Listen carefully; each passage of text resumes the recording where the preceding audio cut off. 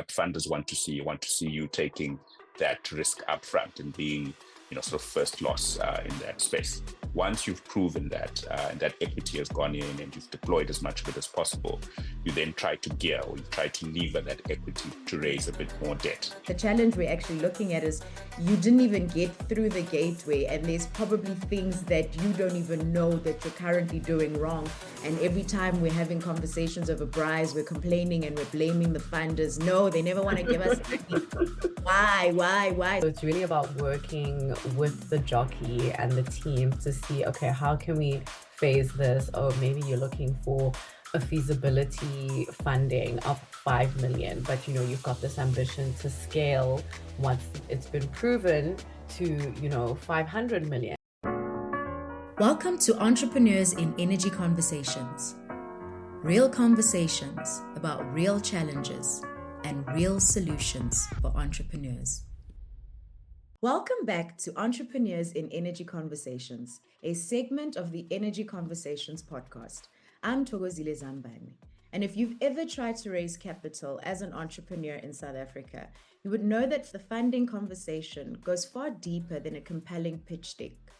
It's all about compliance, financial systems, governance, timing, and very often security, and the ability to speak to funders in their language while staying true to your business model. In this episode, we're getting practical about what it really means to be investment ready and why so many promising businesses fall short before they even enter the room. I am joined by two guests who understand the landscape from both sides. Nunu Ngoasheng from the Just Energy Transition Project Management Unit, who is working at the intersection of development finance and enterprise pipeline readiness. I am also joined by Vincent Maposa, who is the founder and CEO of a business that has successfully raised capital and navigating the complexity of scaling in a very competitive market. We're not here to romanticize funding. We are here to break it down clearly, honestly, and with real insights from those building in the space. Before we dig into the conversation and get into the substance of it, I'd like to start by hearing a bit more from our guests and their respective work. Nunu, if I can begin with you, can you tell us a bit more about your role at the JPMU as well as what investment facilitation looks like in the Just Transition context? Thank you, Thokozile. Hi, Vincent, and hello to the listeners.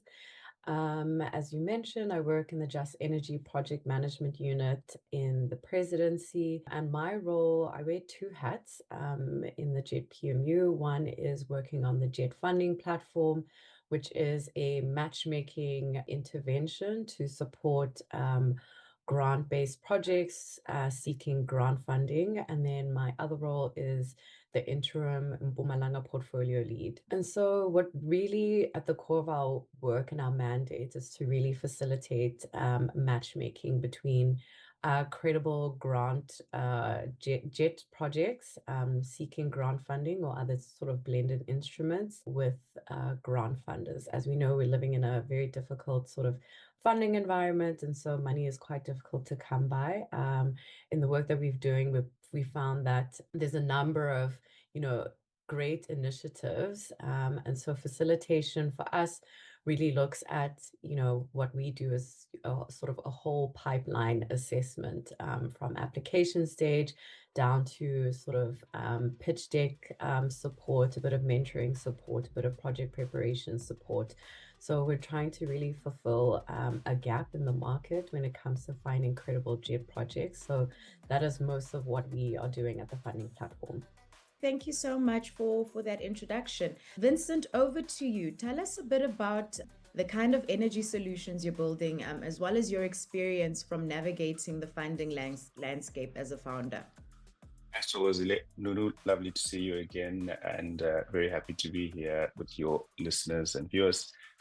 So I'm the founder and CEO of Wetility. We've been around for about 6 years, and we've raised a substantial amount of capital with the aim of offering solar or subscription solar to South African customers who are looking to save money on the electricity bills as well as remain powered up during the various types of power outages that they encounter, including load shedding, load reduction, unplanned, planned, and the like.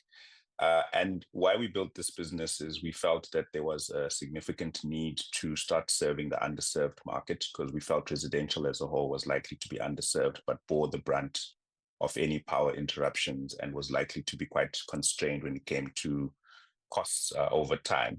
And we also felt that consumers wanted to experience something which is utility-like. That's the name of the company, Wetility, which is us, the consumers, just building a utility that we believe in, and whose financing model and payment model is one that customers can easily align with. So basically, customers subscribe for solar on a monthly basis. They pay a fee which is quite reasonable. They get uninterrupted power. They also get to save on their electricity bills. So in principle, if calculation on if you were using power from the grid solely, this is how much you'd be paying. You're paying us and paying this amount, and net, you're better off. I think one of the things that was quite interesting in our funding journey was convincing funders that this model would work. One of the key issues is obviously South Africa's, call it credit health. And by South Africa, I'm referring to just the general population, where you have a lot of high income earners who are quite constrained from an affordability perspective because of high indebtedness. And then you have people in the lower to middle income space where data is just not available on their credit history because they don't participate as much as the high income earners in the debt and credit space. And they just have information on whether they have an ability to pay for certain things. So we've actually built a lot of that data ourselves, but convincing investors upfront was quite difficult because there was just not enough information, and this was not a tried and tested model. But what we were quite certain about was that consumers pay for vehicles, they pay their mortgages, they subscribe for telco products, they subscribe for fiber, etc.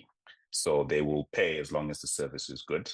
And we really focused on that as well, which is making sure that we are first in class when it comes to serving our customers. The customer experience is top notch. The ease of onboarding, the ease of retaining a customer, and all the data and information that we play back to our customers. Thank you very much for that, and getting a better understanding of Wetility. And I think in that moment, it really hit me, the name and the power behind that name.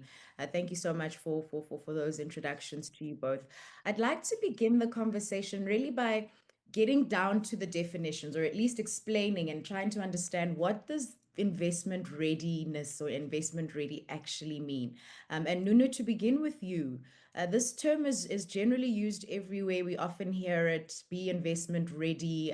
But what does it mean in practical terms when you're actually assessing organizations from a just transition lens? Thanks, Thokozile, for the question. As I mentioned, for us, it's really about building this credible pipeline of just transition and just energy transition aligned projects, which means that those types of projects, whilst they may not all need to be commercially viable, they do need to have this developmental lens and sort of an impact lens in the way in which they will be carried out. For us, what we've learned, and we've had a lot of learnings over the last couple of months since we launched at the end of October. We've ran 2 windows this year, and starting from the end of last year. And for us, what we've really seen sort of when it comes to this meaning of sort of credibility is really around governance. It's a huge, huge point that we're seeing with the projects that are coming through. So for an example, we received in total 240 applications. About 70% of those came from private entities, meaning that they mostly came from SMEs and private businesses. And about a third of the projects that we received, or applications that we received, of these 240, a third of them failed due to governance, meaning that they were either SARS not compliant, or they had an expired tax PIN. And for us, we are not willing to put projects through our system that failed on a governance, because we can't ultimately take those projects to funders, because at the first pass, they haven't already made it. For us, another point that we saw was around sort of operational readiness. And so you found that a lot of projects had, for an example, applied for funding of, let's say, 50 million rands of a grant, but they're an organization with a budget of 1 million rand. So, it's some of those niggling sort of points around, is this a credible operator?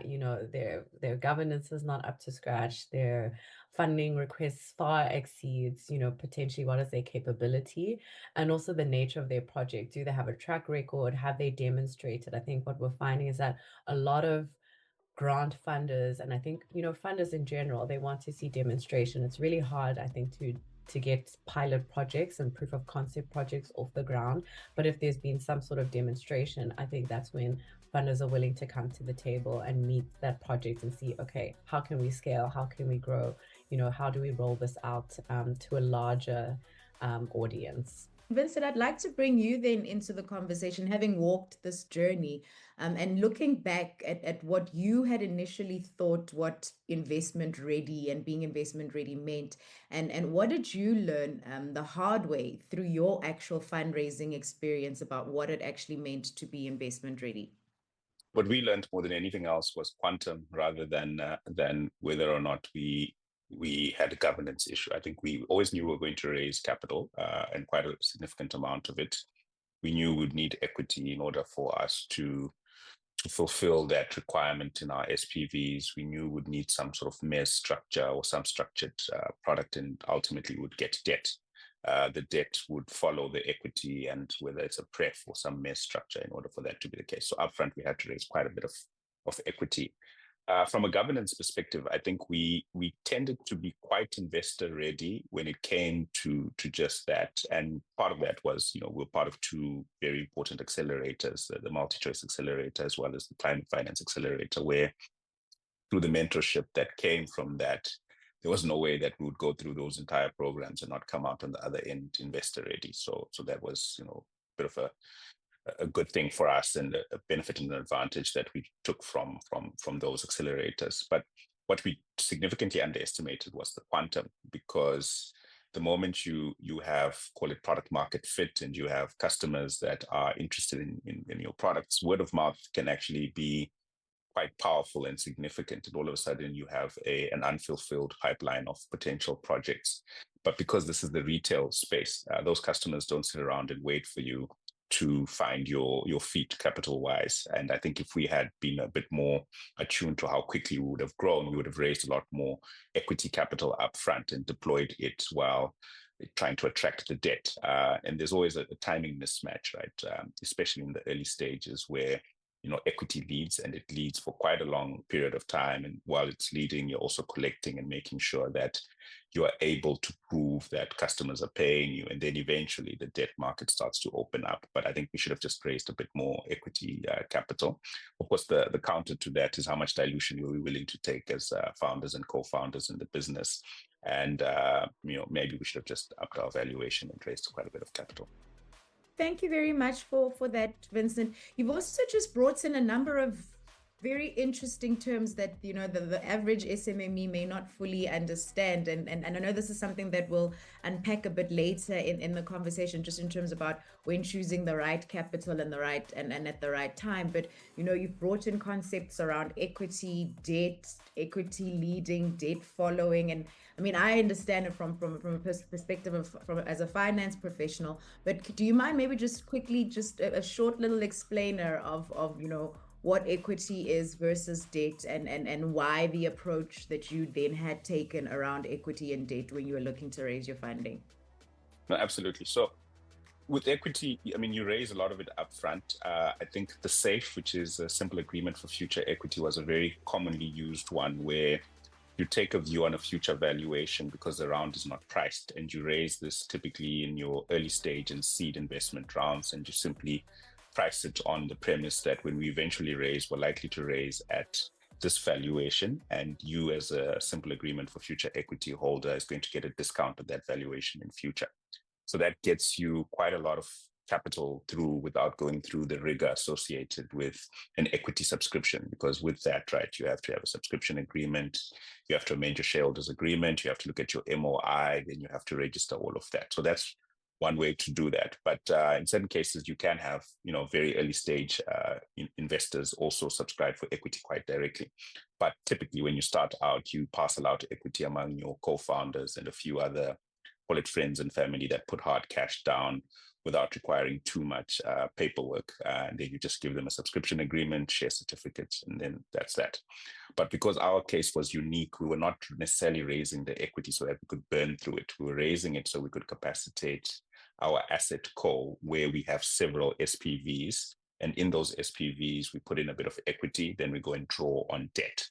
But what typically happens is the debt providers, before you have a history with the business, want to see the equity go in first, which means you're taking as much risk as possible and you stand first in line in the event that something drastic happens. For example, customers stop paying you, you've underpriced your product or mispriced your product, and the fundamentals don't make any sense. Foreign exchange goes the other way and you're in the subscription environment and you can't necessarily price up. You have a price elasticity issue. So there are a variety of things that could happen. And what funders want to see you taking that risk up front and being, sort of first loss in that space. Once you've proven that and that equity has gone in and you've deployed as much of it as possible, you then try to gear or you try to lever that equity to raise a bit more debt. But in trying to raise that debt, you want to maintain a good weighted average cost of capital. So the split between equity and debt typically starts quite high, where it's 50-50, 50% equity, 50% debt. Over time, it sort of settles around 75-25. The typical South African average is, call it 80-20 when you've reached a certain maturity. But you always have to be conscious of what that means with regards to your equity IRR. So your equity return is what your equity providers require as a return for providing you with that capital. So sometimes it might look quite, lucrative to get more and more debt, but then the covenants as well from a debt perspective, like debt service coverage, interest cover ratio, whether you have an interest moratorium or an interest moratorium being you only pay interest for a certain period of time before you start paying off the principal, and your ability to then gather enough cash flow to settle your debt becomes a very important thing. And it ends up being a number that you settle on, whether it's 60-40, whether it's 80-20, in order for you to service that debt. And then once you've had a few sort of turns in terms of deploying the assets and then collecting, you have an opportunity to refinance that entire structure and pull the equity out so you can finance another larger SPV with more equity contributed there, because that's the whole point of levering. Is levering allows you to start to get an equity benefit and actual hard cash as equity comes through the structure. And so that's sort of the journey that we followed, because we are an asset heavy, or we have an asset heavy business model, and that requires quite a bit of capital. In certain cases, some entrepreneurs raise it for the purpose of actually scaling their business and proving that they have products. They burn through quite a lot of it. And most of the time, what you're able to burn through is actually equity. It's very hard to burn through debt unless you have a very sort of interesting structure and you've managed to negotiate interesting things. But once you start having, paying customers, you have a subscriber base, or you have, assets that you want to build that will generate a return, then you then start approaching the debt markets. I guess, yeah, I guess fundamentally it also just boils down to the fact that, equity is kind of able to take that risk that debt is not necessarily willing to do. And as you're saying, equity, you very often are looking at potentially your friends and family, or somebody who's kind of willing to bet on the jockey and trust the idea before debt comes in and says, okay, now it really does make sense. Nunu, I want to come back to you and just in terms of, the like you mentioned, you had quite a number of applications that came through, a few that really, or the bulk or third, as you're saying, that actually then weren't compliant. What are other blind spots that tend to hold small businesses back from actually becoming credible finance candidates? Because I think the challenge we're actually looking at is you didn't even get through the gateway, and there's probably things that you don't even know that you're currently doing wrong. And every time we're having conversations over BRISE, we're complaining and we're blaming the funders. No, they never want to give us money. Why? So maybe if you could maybe just unpack some of these blind spots as to, what is actually holding businesses back from getting in and being credible. Yeah, thanks. That's a great question. I mean, I already mentioned around the governance, which is a big one. So you don't even really make it past a certain point. And then there was another third of the applications, the ones who had sort of made it past the first sort of assessment phase, have gone through the governance, about 240 applications that actually had some issues around their technical and financial feasibility, right? And so because I think we're operating in this just energy transition space, it's a very new space. And so there's a lot of us who are, entrepreneurs in this space and wanting to seize the opportunity that's presented by the energy transition, which is great. I mean, Wetility is also another example of that. And an example of sort of what happens when you have a great jockey and you also have a great idea. And so I think for us, what we found is that with some of the businesses and the entrepreneurs that were applying to us is that despite it being sort of an early concept phase or sort of proof of concept phase, there was not enough information around sort of the implementation pathways. And so, many of the proposals that we received had few operational details and in terms of, explaining or demonstrating how this project or business or idea was going to be feasible. And so there was a big question around the technical feasibility of some of the applications that we received. And then, another part of this was also around the financial feasibility. And so, if you're a pre-revenue business, but you still haven't demonstrated, you haven't shown implementation pathways, it's very unlikely that those applications as well showed really pathways for how they were going to recover or build their revenue. So it was really around sort of the technical and financial feasibility.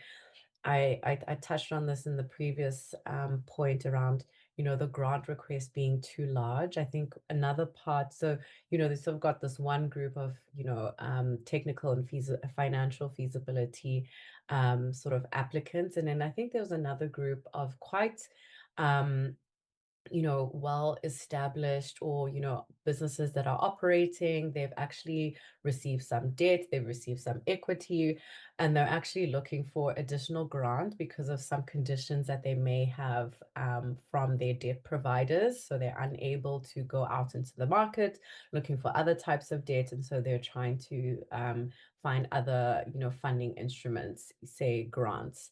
And then you have obviously, because it's, we had a very open call. We did not put any sort of restrictions. We said basically anyone could apply.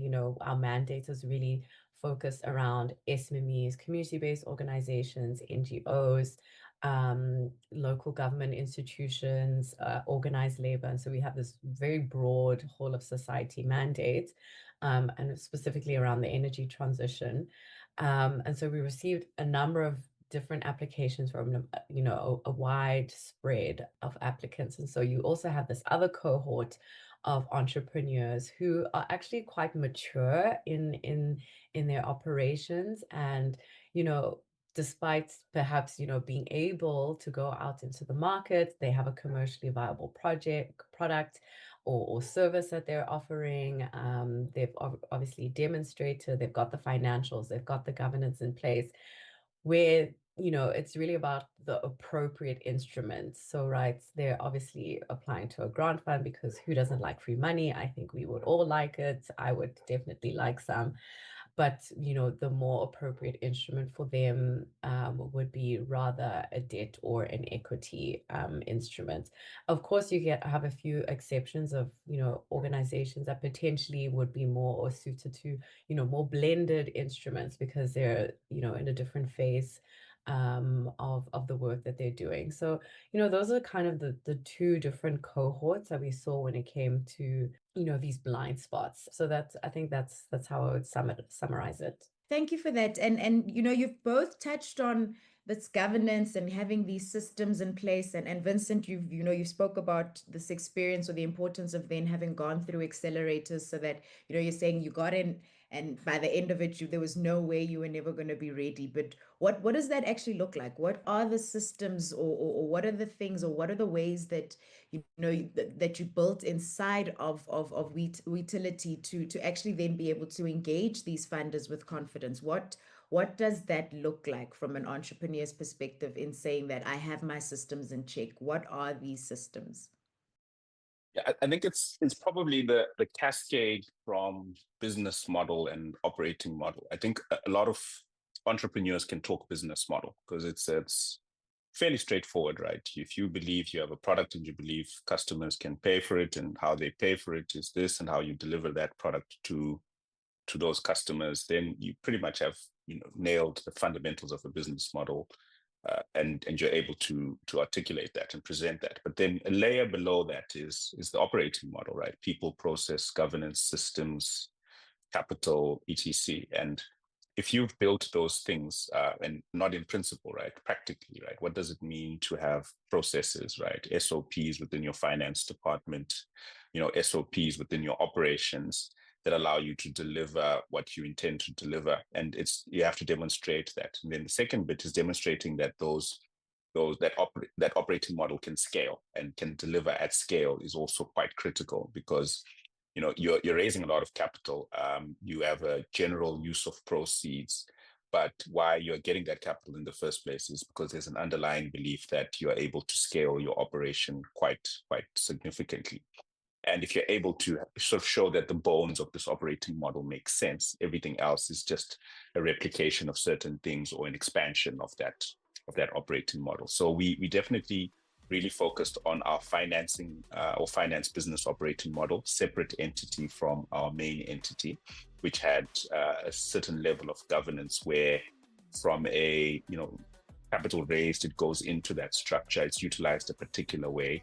You can't go to that finance company and say, hey, can you fund a bit of working capital or some cash burn in the operating entity? Once it's there, and it's managed under the strictest conditions.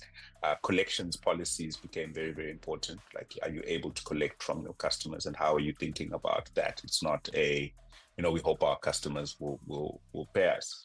An interesting thing we discovered when we're going through sort of the accelerators and some of the learnings from some of the mentors was one of a very large company that invested close to $600 million in marketing and just product, forgot to figure out how to collect cash. And at some point, they really wanted their subscribers to start paying them, and the subscribers wanted to pay them at a point in time, but they didn't know how. And that was something that we really, really focused on, and making sure that we built systems that allowed customers to pay us in multiple ways as well, in multiple ways that are both defensive, but also customer-centric in how we thought about that. And I think once you have a clear operating model and a business model, the type of investor you approach and the type of investor who wants to have a conversation with you gives you a view on how much you've built and how well you've built. So we skipped let's call it the South African VC landscape and went straight to private equity because of the understanding of how robust our business was going to be, even though we hadn't scaled to the level that typically attracts attention from private equity. And they took a punt on us because they firmly believed, or at least believed, that from a business model and operating model, we had built the right things, or at least focusing on building the right things. And when scale started to happen, it was basically, the equivalent of leverage, right? How as you add more and more, it continues to expand, and it expanded quite well without it breaking the business. And here and there, you learn a new thing about something that you perhaps had not really thought about deeply. But once you built the framework for scaling, and that's primarily your operating model, everything falls into place. Quite interesting, and I think what you're really highlighting. I mean, I was having a conversation with a friend of mine yesterday, and I was just sharing with her that I think the hardest thing in entrepreneurship is the fact that you do need to institutionalize and build in these processes, right? So it then becomes easy for all of us to, on some level, be self-employed. But the reality is, if you are going to try build this business, you are going to need to have a system. Well, you mentioned, you're talking about SOPs that need to have to be in place. So you actually do need to have these standard operating procedures, that there's almost a manual that anybody can come and step in. If Vincent isn't around today, someone should be able to pick up the book and keep going with it. And I guess that's probably what gives funders a level of comfort, is that you've thought through this. And I think sometimes our challenges as entrepreneurs, we think that if I just got a little bit of money, it would solve the problems. But the reality is, a little bit of money is just going to highlight the holes that you have in your business, right? So bigger the holes, or the less work you've done in really building operational sturdiness, the less you'll actually be able to handle any money that comes into that business. And Nunu, I'd want to come back to you, and obviously from a funder's perspective. So when you then do see, some inconsistency in plans, or what you touched on, exaggerated, unit economics. You've got a business with a revenue line of 1 million, and you're saying, hey, I want to come get 50 million. What do you think when you see that? How do you interpret it, and what's the knock-on effect then of these little missteps that entrepreneurs are making? At the funding platform, for us, it definitely raises red flags. It definitely makes the hairs on your neck sort of stand up and question, something's a bit off here. I think, the sort of organizational capability, if we call it, and then sort of like what has been proposed, where you have this sort of disjointed proposal of, an organization or an operational budget of a certain amount, and then then the actual funding request goes to 6, 7, 8, 10 times the amount. We received funding requests from as little as 20,000 to about R1 billion. Us people looking for grant funding, people who are, in one space and wanting to transition to another space, because I think a lot of people would want to seize this opportunity.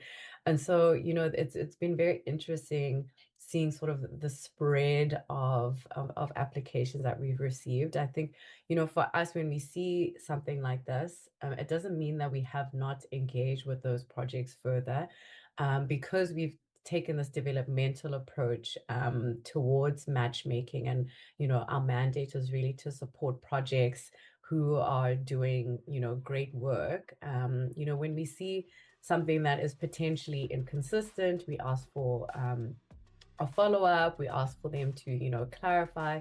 In instances where projects have, gone through our assessment process, and we're actually happy that they've scored high enough for us to have a secondary engagement with them, we've actually questioned, some of those figures, because some of the figures, it's because people are really ambitious, right? And so it's really about how you sort of bring the ambition and capability together, and how that sort of makes more sense before you even get to the point where you're, putting that project in front of a funder. And so for us, it's really because of this developmental approach that we've been taking, to give projects an opportunity to go, respond back to us. But in other cases, it's also about, okay, we've got this big ambition. Can we potentially put that into bite-sized chunks? How can we look at how we can phase this approach? I think sometimes people want to put everything, all their ideas, into an application, because, jockeys are precious about their ideas, and because they're important to them. They've nurtured them. They've, taken them from the time that they were, it's a little seed in the mind, into something that's now, more tangible.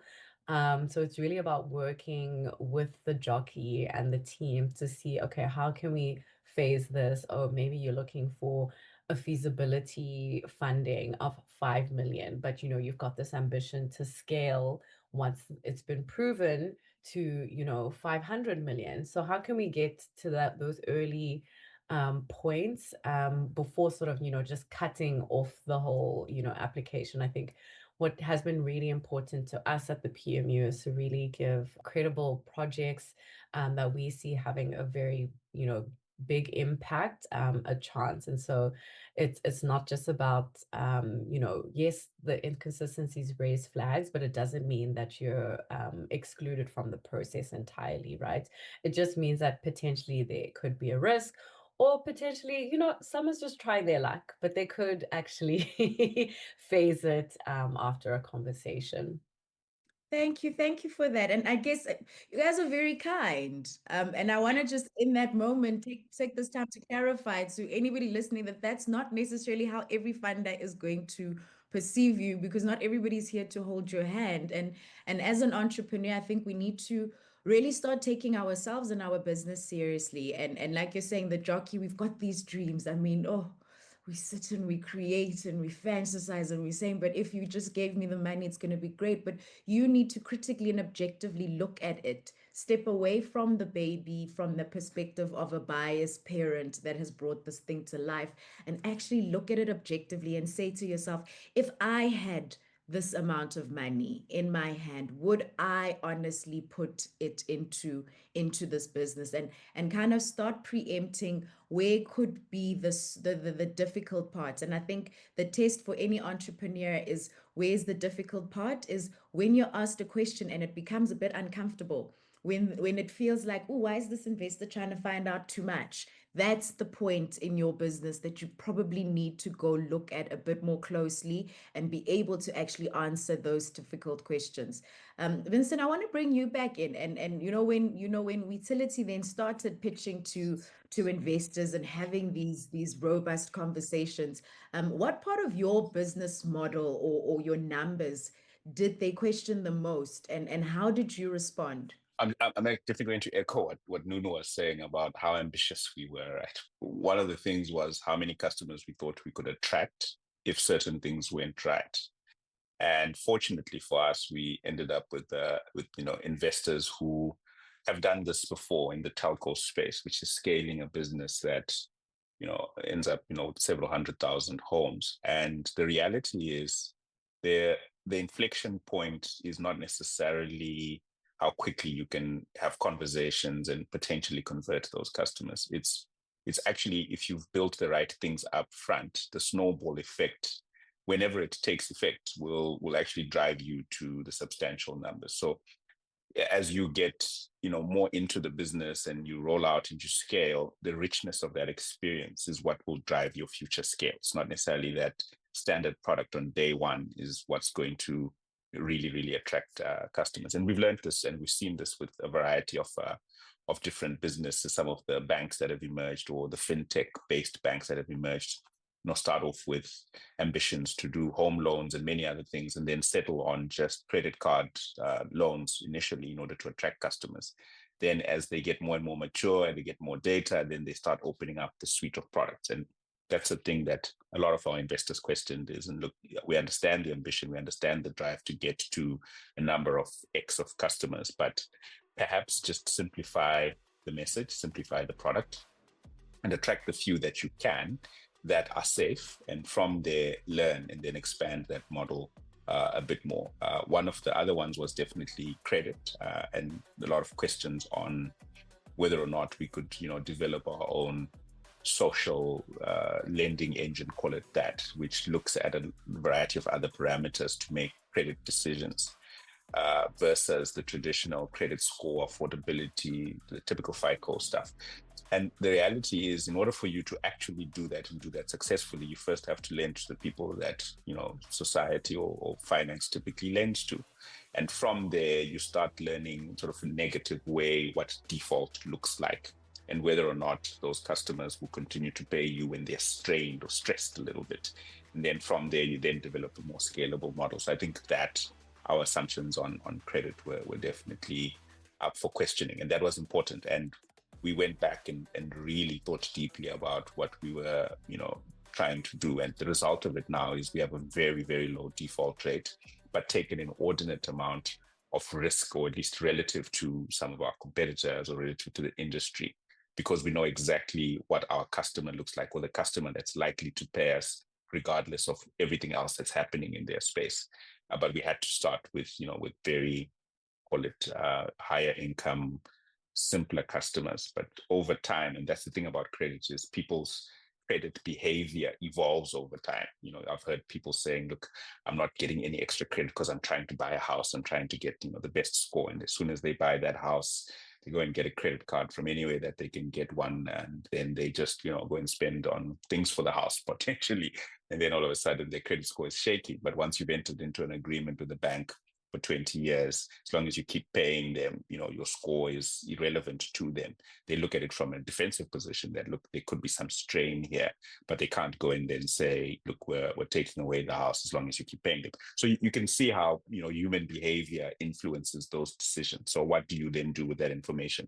And I think we didn't have the information. So we had a lot of assumptions on, maybe we take people with a certain credit score and see how that works out. Great, and it really sounds like it then gave you an opportunity to refine something that would be a problem later on in your business, that if you actually hadn't bedded this down and had a better understanding of your customer profile, of credit ratings, and what that exposure would have on your business, you would have probably had a bigger problem to be facing now. So it actually then does become helpful, these uncomfortable, these tricky little questions that you're being asked. And I think it's so important as borrowers to just realize that the funders aren't out here to get you. They are really not out here to get you. And let's also remember that funders, they want their money back. They want to be sure that I'm going to be paid back.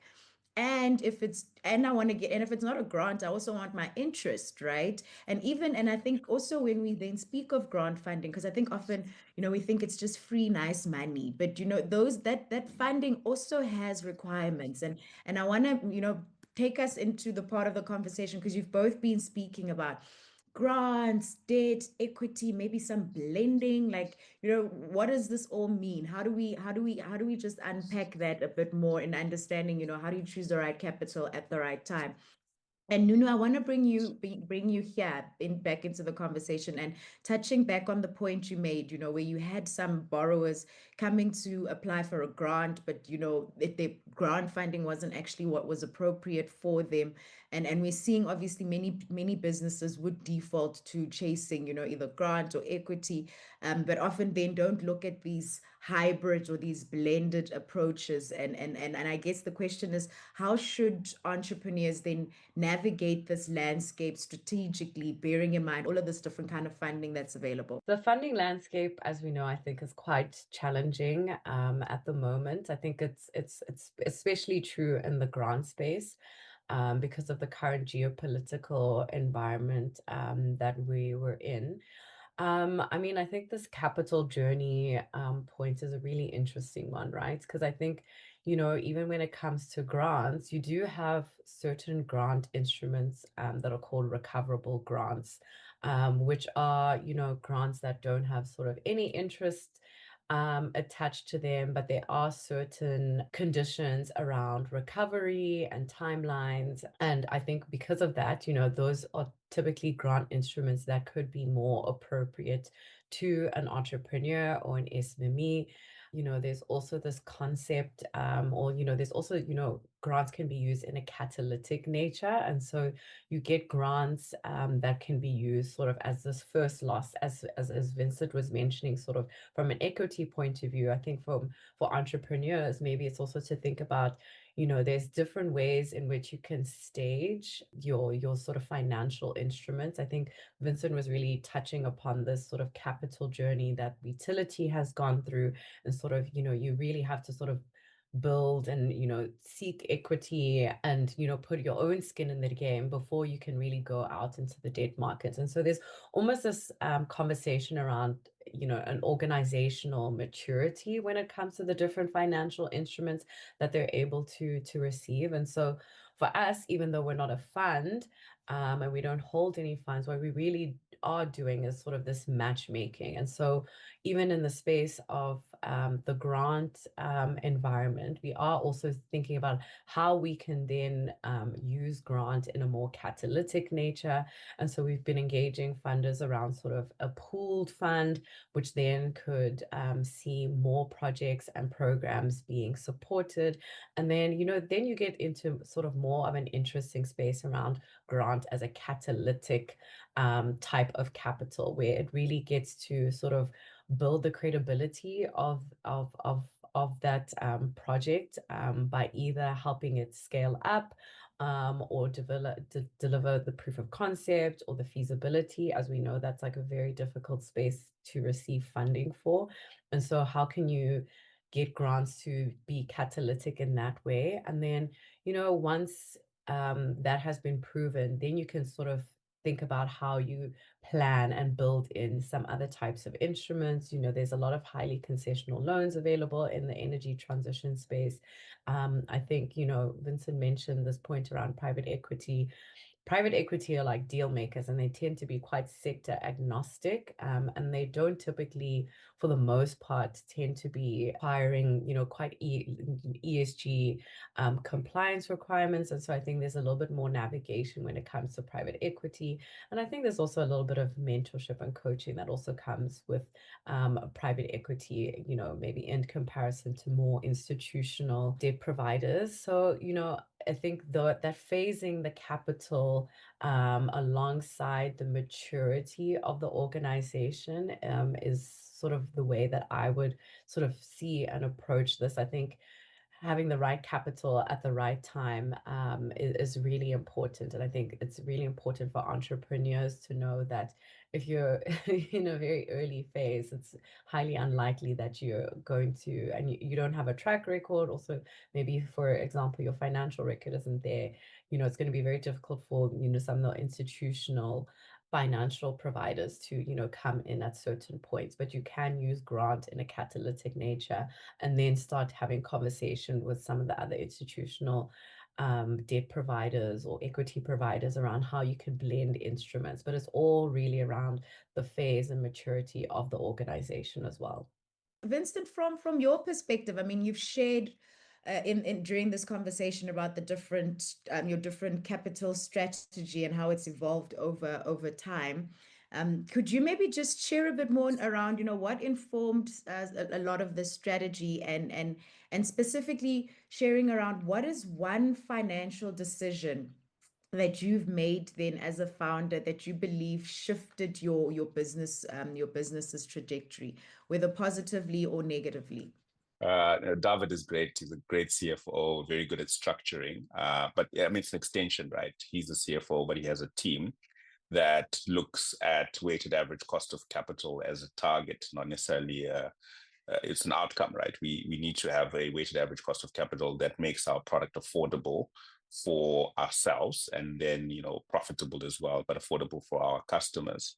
And that's something that was very, very important for us. I think the funding journey for us was quite interesting, right? We raised, a couple of million rands from friends and family. And often I'm asked, like, geez, you must have very nice, wealthy friends and family. And I'm like, no, actually, these are people I worked with. And my co-founders as well worked with these people. So they truly and genuinely believed that if they gave us 1 rand of their pension money or 1 rand of their savings, if we lost it, we'd probably be highly accountable and tell them exactly what we did, and they would agree with what we did. So we raised that from people that knew us and knew that we wanted to succeed, and that was important. And then from there, we looked at grants. The first grant we got was from the Innovation Hub, the Gauteng Growth and Development Agency's Innovation Hub. That was also quite important. Then we raised interest-free debt. I think that's the sort of concessional grant that Nunu, you were referring to, which we raised quite a bit of it from the MultiChoice Accelerator, MultiChoice Enterprise Development Trust.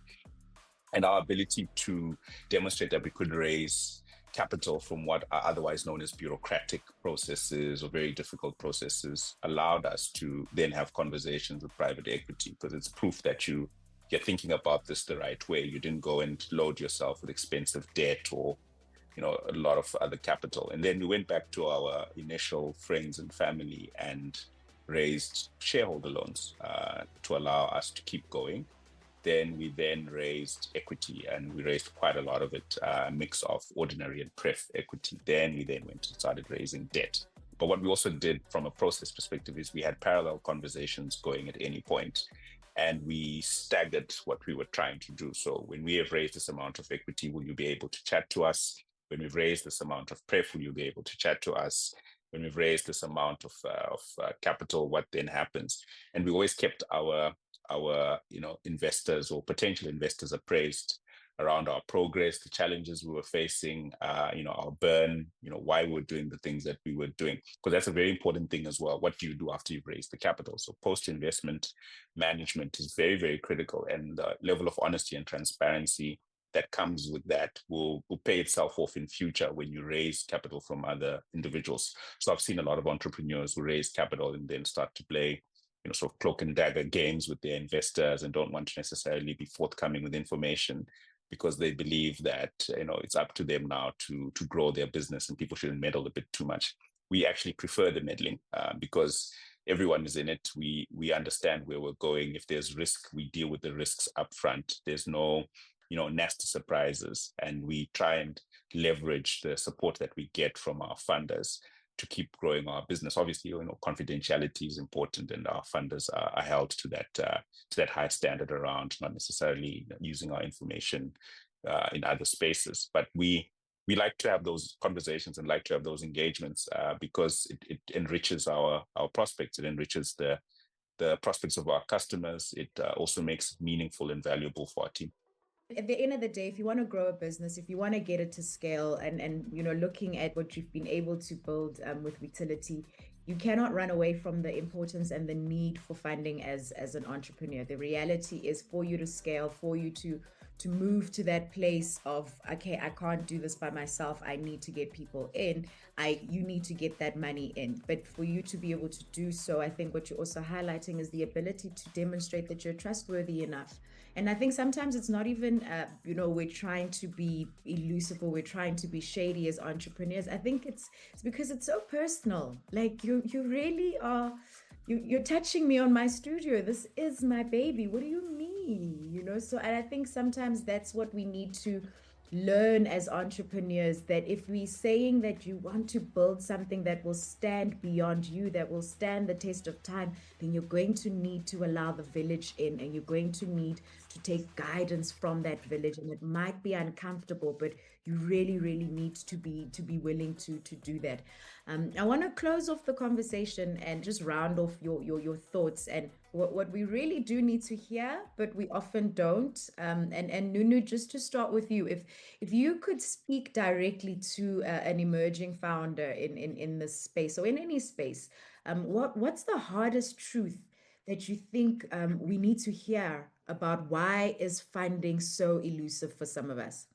As you mentioned, we're very kind over here. So I'm not sure I'm going to give the hardest truth, but I think, what's really important is preparedness. I think we've spoken about investment readiness. Vincent has spoken around the accelerators that he's been in. I think, there's a really big, and we've also, Thokozile, you've mentioned around sort of these systems that we need to have in place. You need to have sort of a number of different mechanisms that can enable success of a business. And so, preparedness is really important. It's not only about the governance, it's not only about sort of your operational capability versus your funding request.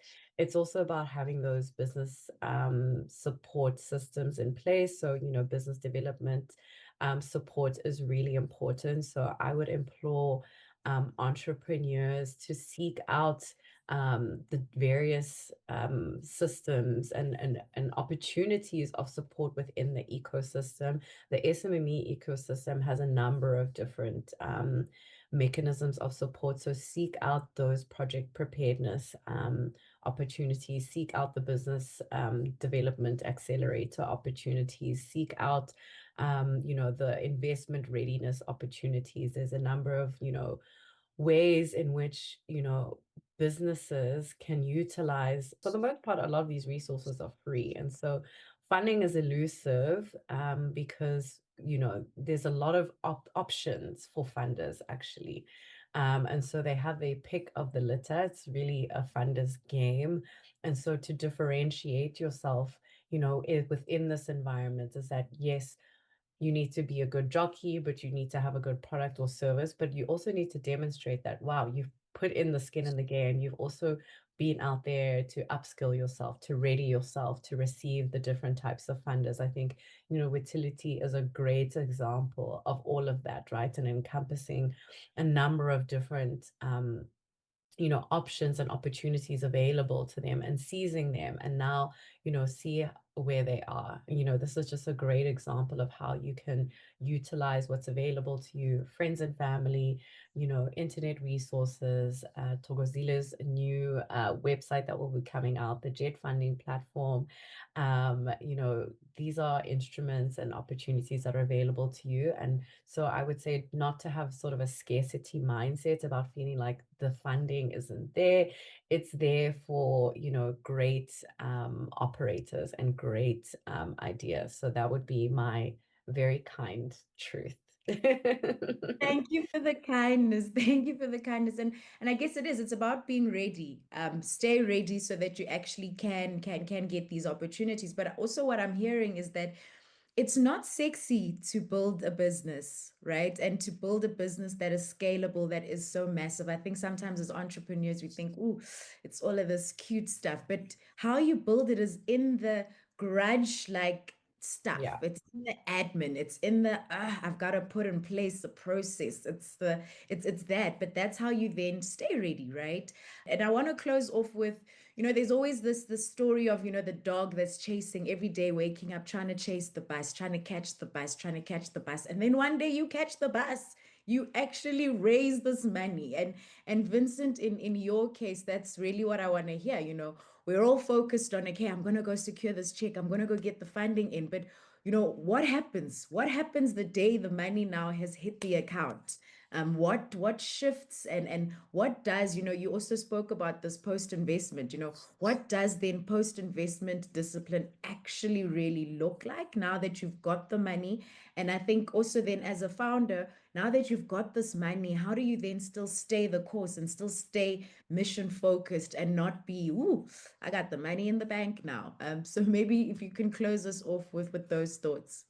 Thanks a lot. Thanks a lot, Thokozile. Thanks, Nunu. I think the reality is, well, in our case, right, it's always a day too late when we eventually get the money, right? So we've probably done quite a bit. So it's interesting. I was chatting to someone the other day, and I said, look, when you sign a term sheet and you sign legal agreements, and the process between term sheet and legal agreements is 6 weeks at least minimum of hard work to cross the T's and dot all the I's. And when you eventually receive a tranche, which is after you've sent a notice for drawdown and set up a different bank account, when the money eventually lands, and if you're very good at this, you've probably spent half of it, which means that, and what I mean by that is you continue trading, which is very, very important. Most entrepreneurs stop and wait for the funding to come.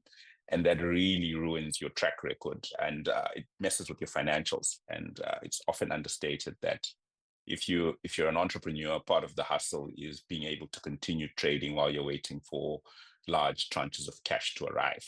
And that's really in the supply chain, really. Like if you're an entity like ours, what you go and negotiate in supply chain, the concessions that you make with some of your suppliers to make sure that business keeps going.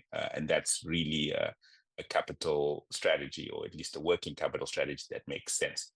I think one of the things that most entrepreneurs don't like to talk about and should be spoken about a lot more is that, your first couple of years, you're in survival mode, and all you're trying to do is to get to the next point and the next stage. But if you let despondency creep in whilst you're surviving, because naturally your tendency is to believe I'm surviving, therefore things are tough. If you let despondency, investors can read despondency in your attitude.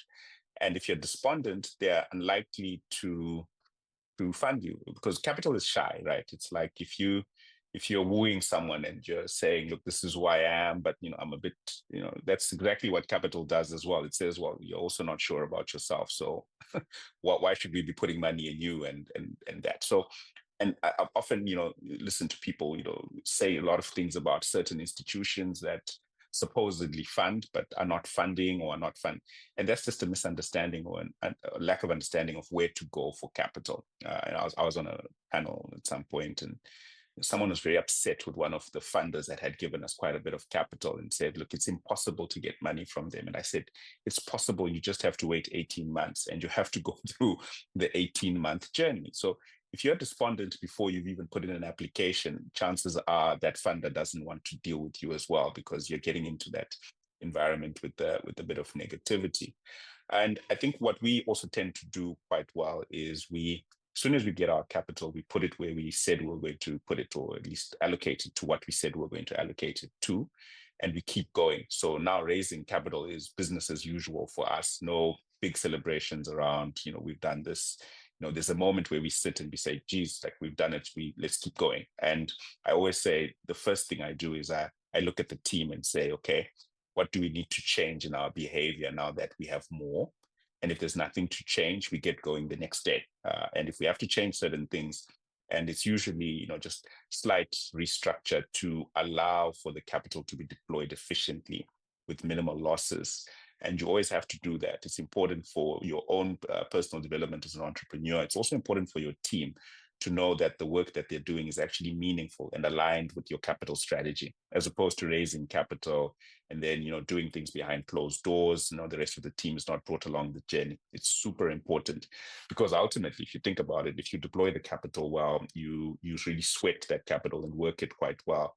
That's how the financial fortunes of the people that work with you improve. That's how they get better compensation. That's how they get pensions, because you're building a sustainable business. That's how they get bonuses in future and the like. So it's important for them to understand what you're using the capital for, how you're structuring their work and their business units as well as their departments in order for that capital to be utilized efficiently. When we're building these businesses, people's livelihoods are connected to this. So you've got to be so responsible when you now have this capital, and now it comes with the interest, it comes with the, and if you don't then have a plan in terms of how do you manage it properly, that's somebody's schooling. That's a child who then can't go to school because you decided to not have a plan, and I think it's quite an important point that you're making, and thank you so much for sharing from your insights. I think what you've been able to build, it says to us, there's clear signs and clear signals of how do you actually go about this. And it's not necessarily saying you are extra special or you are whatever. It's just taking the time to really be able to flesh out and build out what it is that you're trying to do. Because I think as entrepreneurs, we have, like Nunu saying, I've got this product that I love and I'm so excited. I can't wait to go bring it out into the market. But the work now has really been to take a step back and say, okay, how will this thing actually practically work? What's going to happen if the system is down? And how am I gonna, and before I can even go ask for money, before I can even bring other people, it's to sit carefully and kind of work through that process. And Nunu, thank you so much also from your insights, frank insights, beautifully soft truths, but necessary truths that we need from a funder's perspective. So that as we prepare ourselves to be able to really take up these opportunities, I think funding is available. There is really funding. And yes, you've made a real point in that funders are spoiled for choice, because there's a lot of us out here trying to get that funding. But it's about preparing yourself, it's about positioning yourself, and it's about also making sure, and to the point, recognizing that somebody else wants that R1. So how am I going to demonstrate that this R1 needs to sit here? Because if it sits here, it will have this impact in terms of jobs, it will have this kind of return, it will do all of this. So you have to constantly be thinking it from that perspective, that no one's here to do you favors. You need to be demonstrating something that's actually going to be viable and that people are actually able to fund into. So whether it's grant, whether it's DFI money, if you are not going to be prepared properly for it, it's actually other people's money that you've now wasted in this process. So thank you very much for what you've shared. Today we've really been able to reframe what it really means to be investment ready. We've explored the different challenges that entrepreneurs face in being able to navigate capital and unpacking how is it, or how do you get the right finance at the right time, and ensuring that it also aligns with your business model to ensure that you're not just transforming your balance sheet, but you're also building an entire enterprise that is able to transform people's lives. To our listeners, I really hope, as an entrepreneur who's navigating the ecosystem, we hope that you have found some clarity, some gems that you can take along for your own funding journey. I know personally, I have a long list of gems that I picked up. I know it's clear that I need to go do the work that I need to go do. And at some point, I'll probably come speak to both of these guests offline to say, guys, I think these are the challenges. Help me figure this out. But thank you again for your time, and thank you to our listeners for listening in. Until next time, let's keep the conversation going. Thank you for joining us on this installment of Entrepreneurs in Energy Conversations. Until next time, keep building and keep innovating.